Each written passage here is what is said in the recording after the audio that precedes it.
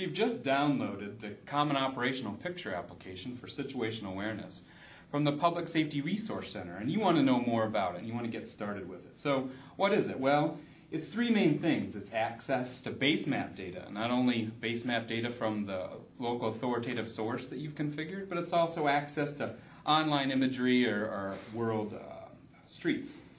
Additionally, we've got operational layers, either data coming from your crisis information management system or live feeds.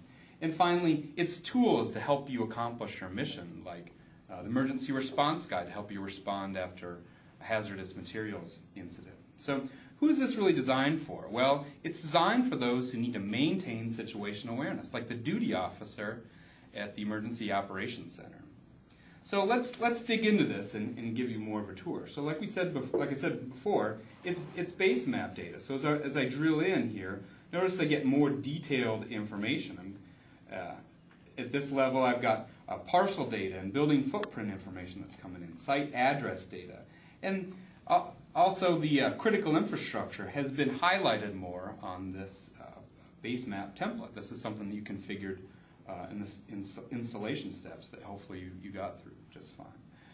So what else is this? Well, let me switch to imagery here for a sec.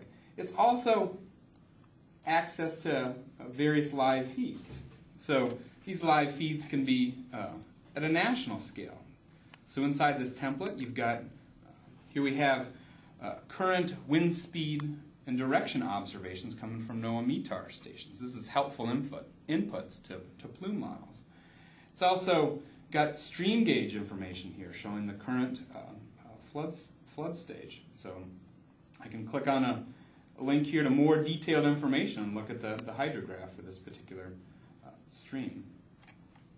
Additionally, we've got NOAA weather warnings and watches. So this is really helpful to let you know if there's a severe weather headed your way. Again, we can link to more details about this particular event. So again, these are live feeds of information that help you maintain situational awareness.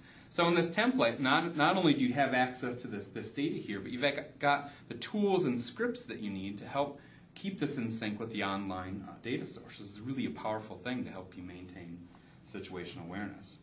So not only does this work at the national level, but it also works at the local level as well. So here we see traffic cam data coming from the Regional Intelligent Transportation System. So we're able to, that's a really powerful thing inside this application, is you're able to configure data from various business systems to help you maintain situational awareness. So here we're just looking at a couple different traffic cameras. Additionally, we've got access to incident data. So with those live feeds that we showed earlier, you're probably going to be using this on a day-to-day basis to maintain situational awareness. But here we see this train derailment incident, and it's a tanker car, and there's been a chlorine spill. So now today's no longer a typical day for you. It's a pretty significant events happened. I can fill in some record details here on the material type, the current wind's direction, the direction the wind's blown to, a couple of other pieces of information. So this is basically the emergency response guide available here in the viewer. So this is a standard keep-up protocol. Most first responders have this book in their vehicles, but we got access to those tools here in the viewer. So very quickly after this event has happened, me as the duty officer has access to a lot of actionable information at my fingertips to help me quickly characterize the impact. I can see the extent of this particular spill. As this tool ran, it summarized the population impacted for me, so I know the total number of people and their age structure. So this helps me make decisions on the number and types of shelters to open. Additionally, I've got information on the facilities that are impacted here. Here I see a summary of the facility type, but also I've got the record details of that in the map, such as this school. I've got the point of contact information and the telephone number.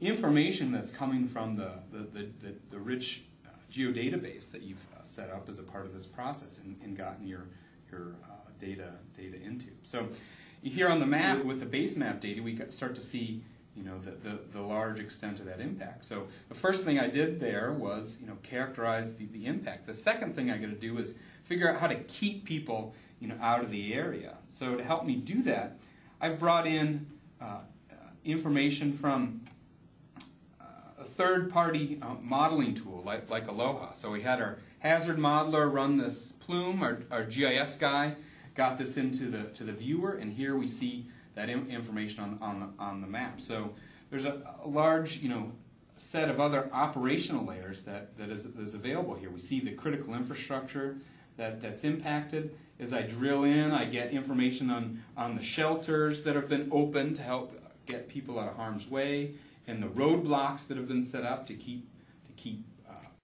people out of the area. So really, there's a lot of information here at your fingertips.